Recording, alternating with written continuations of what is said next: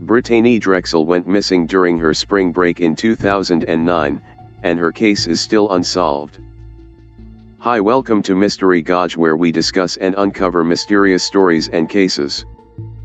Today we are looking at the story of Brittanee Drexel and some facts about her disappearance while she was at spring break. Please do me a favor and subscribe and like if you want more stories similar to this one. Thank you. Let's start. Until she went missing in 2009. Brittanee Drexel had informed her parents she was staying with a friend for spring break. Prior to her disappearance, the 17-year-old Rochester, New York, high school senior was under a great deal of stress as a result of her parents' divorce. Brittanee Drexel's disappearance may at first appear to be a case of a runaway adolescent, but it rapidly became worrisome. Despite the fact that the case of Brittanee Drexel has been unresolved since she was last seen on April 25, 2009, it has been hot and cold throughout the decade of 2010. When it comes to Brittanee's disappearance, the two prevailing possibilities are murder and human trafficking. Listed below are the facts of the case as well as a broad timeline. As part of our investigation, we'll look into possible explanations and suspects for Brittanee Drexel's mysterious disappearance. Without her parents' knowledge, Brittanee Drexel took a spring break trip to Myrtle Beach in April 2009. She was getting out of a tough period when three high school seniors persuaded her to join them on a spring break vacation to Myrtle Beach, South Carolina. Recently, Brittanee's parents divorced, and she'd lost interest in schooling and soccer. Although the vacation to Myrtle Beach sounded like the perfect opportunity for a fresh start, she had to gain her parents' permission first. In Rochester, New York, Dawn and Chad Drexel didn't want their 17-year-old daughter to embark on an unaccompanied road trip with three adolescents they didn't know, 6 states away from their home. Even though her parents wanted her to stay home, Brittanee was adamant that she travel. Brittanee's parents agreed to let her stay with a friend in Rochester for the break. Dawn knew Brittanee's moods were high since Brittanee checked in with her every day during the work week. Despite Dawn's best efforts, Brittanee wasn't anywhere near Rochester. As an alternative, she had gone to Myrtle Beach with several of her closest friends. Security footage showed her leaving a friend's hotel, where she was last seen, on the night she disappeared. After departing the Blue Water Resort in which a friend from Rochester, Peter Brzowitz, was vacationing with 3 other friends, Brittanee Drexel is last seen departing. Peter and Brittanee had gone to a party the night previous, and they had met up again throughout the day on April 25, according to Brzowitz. He claims Brittanee only remained 10 minutes at the Blue Water Resort to collect a pair of flip-flops she left there earlier in the day. As of 8:10 p.m., when she stopped replying to texts, it's unclear where Brittanee is, although Brzowitz is believed to have been the last person to see her before she vanished. Approximately 5 hours after meeting Brittanee, Brzowitz checked out of the Blue Water Resort at 1 a.m. on April 26. Brittanee vanished from Myrtle Beach, South Carolina, and he never called the authorities. "I wasn't at Myrtle Beach to babysit," he explained. Her boyfriend and mother believed she met with foul play. Dawn Drexel received a phone call from Brittanee's boyfriend, John Greco, who broke the news that Brittanee had indeed gone to Myrtle Beach for spring break. Dawn's initial anger over Brittanee's disobedience quickly gave way to fear when John said that Brittanee had abruptly stopped answering texts and phone calls from John and her friends. Brittanee and John texted throughout the day, so when she quit responding to his messages around 9:15 p.m., he became concerned. John even texted Brittanee stating he was going to call her mom if she didn't write back. When he received no response, he called Dawn, believing Brittanee was in danger. While Brittanee's case remains unsolved, Dawn believes she was a victim of human trafficking, possibly after being promised some sort of modeling opportunity that was merely a front.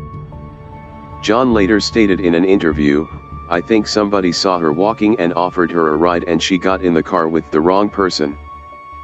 Although she was supposed to head north, phone tracking showed she headed south. The hotel Brittanee and her friends stayed at is approximately 1.4 miles north of the Blue Water Resort, where she was last seen when she reportedly picked up her flip-flops and briefly spoke to Peter Brzowicz.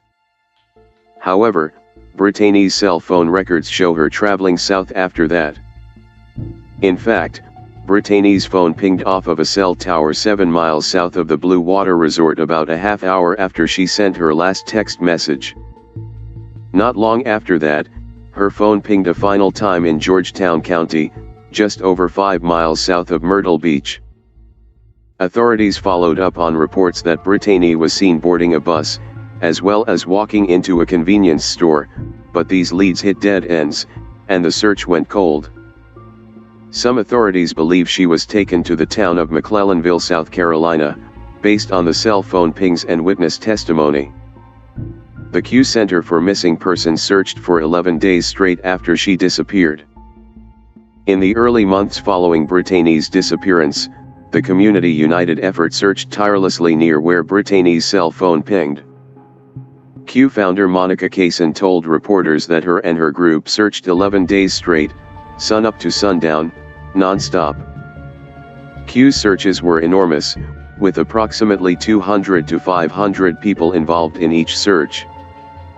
In fact, one search brought in 800 people to try finding Brittanee. Kaysen noted that the area where Brittanee may have been taken was difficult to investigate, stating, "We searched in the Delta, the Santee area, Georgetown, areas in Charleston and McClellanville. Places with alligators and snakes and wild hogs." Although Q has reportedly helped 9,000 families involved in missing person cases, they were never able to find a single trace of Brittanee Drexel. In 2016, inmate Taquan Brown claimed Brittanee was shot and dumped in an alligator pit. In 2016, a man named Taquan Brown claimed he saw Brittanee Drexel multiple times following her disappearance, with the first encounter taking place just 2 days after Brittanee was reported missing. Brown told investigators that Brittanee had been taken to a stash house in McClellanville, South Carolina, where she was sexually assaulted. Just a few days after Brown first saw Brittanee, he says he witnessed her fleeing the stash house, only to be caught by 4 men who then dragged her back inside. Brown heard gunshots and assumed Brittanee was murdered.